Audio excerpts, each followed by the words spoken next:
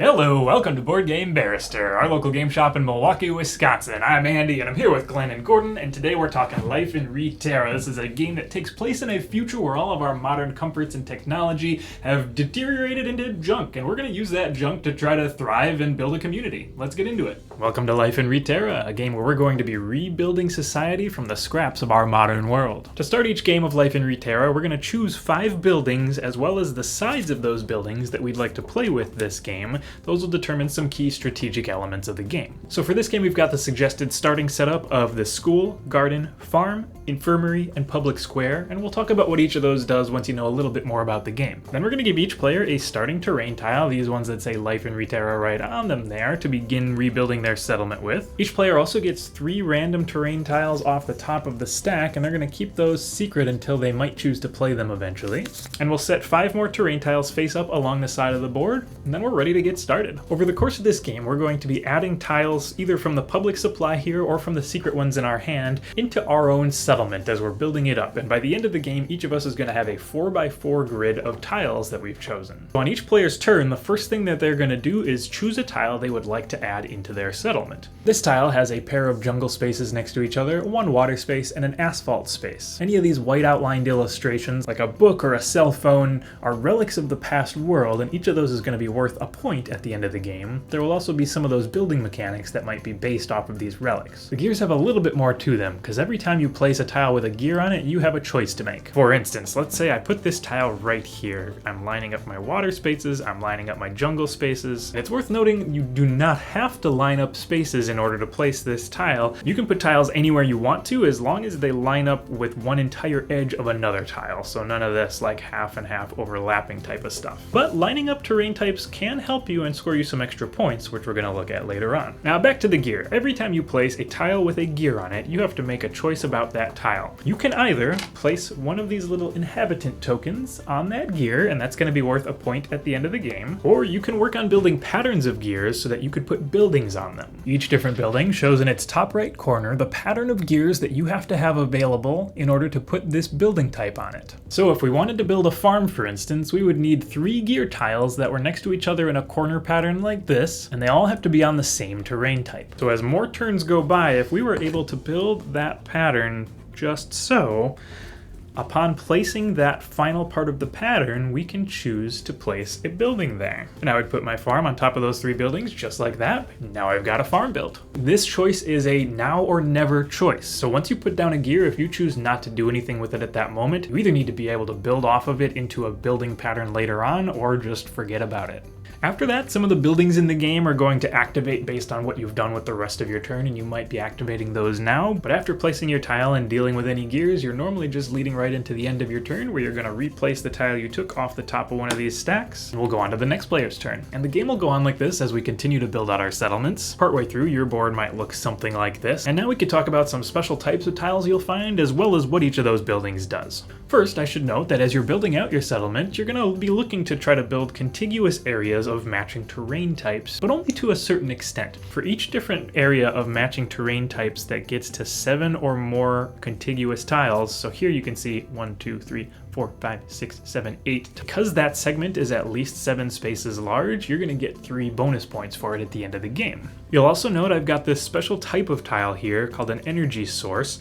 The main purpose of energy sources is that you want to try to surround them with other tiles, and if you can do that, you'll score a bonus 8 points. So because I've got it kind of centralized in my settlement, and I'll be able to put tiles here, here, and here around it, I'm going to be able to score that extra 8 points. The school is worth 2 points inherently, and it says it's worth 2 additional points if you have more visible relics than both of your neighbors. Visible relics are any of those white outlined icons we talked about earlier. Garden is worth 2 points as well, and it's worth 3 additional points if you've got it on a segment of terrain that's exactly 7 continuous spaces. Farms have to be built on 3 gears, and they're worth 4 points. Plus, every time you place a building, you get to put a junk token on a relic of one of your neighbors' communities. Junk is worth -1 points at the end of the game, so this is basically subtracting 2 points from a player's player's board when a junk token gets added. The infirmary also has to go on a corner of 3 and is worth 4 points, and it reads, at the end of every turn, place 1 inhabitant on this building or any other building in the same segment of continuous terrain as this building. Lastly, we've got the public square, which fittingly needs a square of 4 gear icons. The public square doesn't bring any points of its own in the corner, but its ability is crazy. It's worth 1 point per space of your largest segment of continuous terrain. And at the end of the game, your community is gonna look something like this, a perfect 4x4 grid. The game provides a very nice score sheet that's gonna walk you through each different portion of scoring. We're gonna compare how everybody did and see who won it. All right, so we all just opened Life in Reterra for the first time. We got to play with 3 players today. It was really nice with 3, and the game plays from 2 to 4. It has some really nice scaling mechanics based on what buildings you'll use,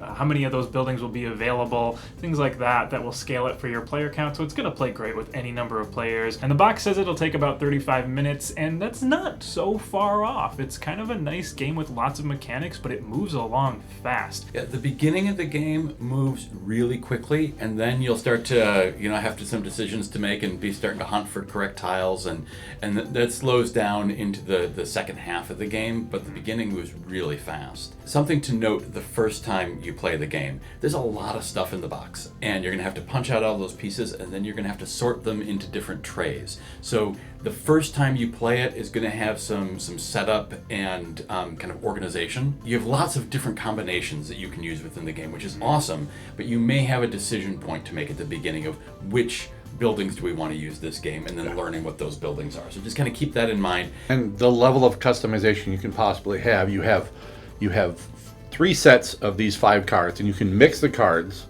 Plus, each card is double-sided, so the replayability is phenomenal. Well, and what I take from that is not just that you've got a lot of replayability into it, but that you're going to find which set of buildings you happen to like to play with. Yeah. So if you want a game that is all independently, indirectly competitive, where you're doing your own thing and no one can mess with my perfect little community, great, you can do that. If you want to have the game that is all about screwing your buddy and throwing junk onto their areas, or the ones where, hey, you did something, I get to benefit from that, you can build your game the way that you want to play. Yeah.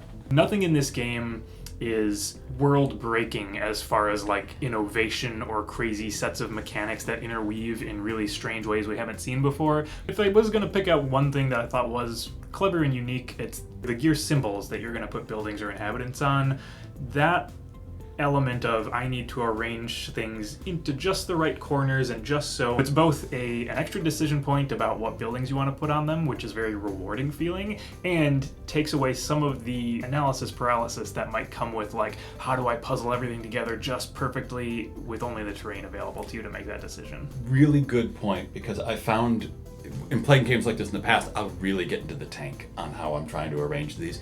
And there were a couple of times where I felt I was going to go down that road here, and then suddenly it just cleared itself up because I actually don't have that many choices of what's going to make sense. There are a lot of different ways to score points. And you, like many games that have the big scoring at the end, you understand it once you've played it the first time through. So that'll be kind of a normal thing. But it means that you've got a lot of different strategies that you can play as you are playing the game, and they can evolve. So don't feel like you're locked into something at the beginning. You'll be able to evolve your strategy as you play, because there's a lot of different ways to score those points at the end of the game. I actually really liked that they cap the amount that a given terrain segment can give you points, unless you're playing around a very specific strategy like the public square, where you want to keep building an entire enormous area of one terrain type. It basically tells you need to build a varied different types of buildings, different types of terrains environment, so you kind of finish certain areas, and then you get to think about, what do I want to do next over here, and what do I want to do next over here. So you don't have to have a strategy figured out early on, and you don't have to follow through with that strategy. It takes a lot of the pressure off of like, I need this to work or my entire strategy will fall apart. That's not the case in this game. Okay, so at the end of the day, Life in Reterra is a really solid tile-laying game. It's indirectly competitive is what we'd call it, because you're trying to do better than everybody else, but you're not actively ruining their day most of the time. And they say ages 10 plus on the box. I would agree with that generally. This feels pretty solid for an ages 10 and up. If you're looking for something in this realm that can go a little bit lighter on the mechanics, I'd take a look at King Domino Origins, which we've also done a video on. Really solid, where you're building your own territory like this around a central point. Very similar in that feel, but there's just a few fewer mechanics. And the really cool thing about that one is that you can introduce extra game modes to make it about as complex as this one, I would say. So check that one out, but otherwise, go with this one. It was great. That does it for Life in Reterra. Thank you so much for joining us. We had a really fun time with this one. We hope you had fun watching, and as always, you can hit that like button, subscribe if you want to see our videos every single week when we post those. Leave a comment and we'll get back to you as soon as we can, and check out our online store. You're going to find Life in Reterra in there and a bunch of other cool stuff. Thanks for joining us this week. We will see you next time.